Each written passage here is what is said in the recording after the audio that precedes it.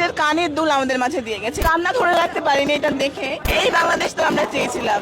তিনি চাননি তার নাম সেভাবে প্রকাশ করা হোক। মানে সকল শ্রেণী পেশার মানুষ সাহায্য করছে, যে যেভাবে পাচ্ছে সে সেভাবে সাহায্য করছে। অনেকেই আছে যাদের কাছে ক্যাশ টাকা থাকে না কিংবা টাকা নেই, তারা দেখুন নিজের কানের দুল আমাদের মাঝে দিয়ে গেছে। এই প্রথম মানে আমরা অনেকটাই আবেগ আপ্লুত যে কান্না ধরে রাখতে পারিনি এটা দেখে। কানের দুল পর্যন্ত দিয়ে গেছে। একজন আপু এসেছিলেন, উনি ছবি তুলতে চান না, নিজেকে হাইলাইট করতে চান না, তিনি গোপনেই দিয়ে গেছেন এই কানের দুল। তার কাছে টাকা ছিল না বলে তিনি তার সোনার কানের দুল আমাদের মাঝে দিয়ে চলে গেছেন। এই বাংলাদেশ তো আমরা চেয়েছিলাম। আমরা যেমন বাংলাদেশ চেয়েছিলাম, এখন আর স্বপ্ন নয়, আমাদের বাস্তবে পরিণত হতে চলেছে আমাদের বাংলাদেশ। তিনি বলেছিলেন তিনি দেশের জন্য কিছু দিতে চান। তার কাছে টাকা নেই, তার কাছে যেটুকু আছে এইটুকু তার সম্বল ছিল, তার সম্পূর্ণ সম্বল তিনি আমাদের মাঝে দিয়ে চলে গেছেন। তিনি চাননি তার নাম সেভাবে প্রকাশ করা হোক।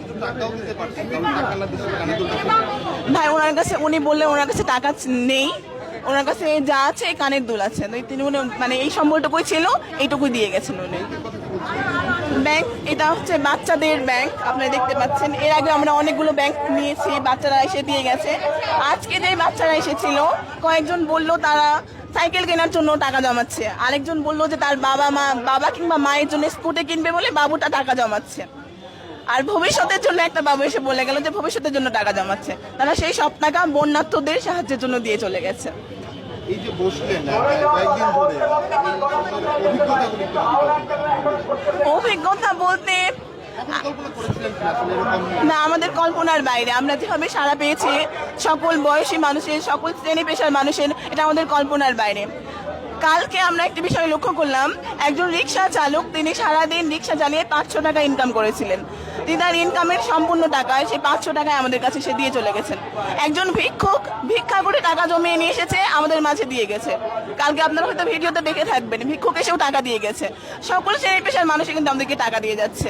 কিছুক্ষণ আগে একজন মুক্তিযোদ্ধা এসেছিলেন, তিনি আমাদেরকে অনেক কথা বললেন। তারাই তো আমাদের অনুপ্রেরণা, তাদের দেখে তো আমরা শিখেছি। আসলে আমরা খুবই আশাবাদী এই দেশ নিয়ে। এই দেশে পরিবর্তন আসবেই, যেমনটি আমরা স্বপ্নে ভাবতাম, কল্পনা করতাম সে সোনার বাংলার। আমার মনে হচ্ছে এখনই বাস্তবে পরিণত হতে চলেছে। নিজের কানের দুল আমাদের মাঝে দিয়ে গেছে। কান্না ধরে রাখতে পারিনি এটা দেখে। এই বাংলাদেশ তো আমরা চেয়েছিলাম। তিনি চাননি তার নাম সেভাবে প্রকাশ করা হোক। ভাই ওনার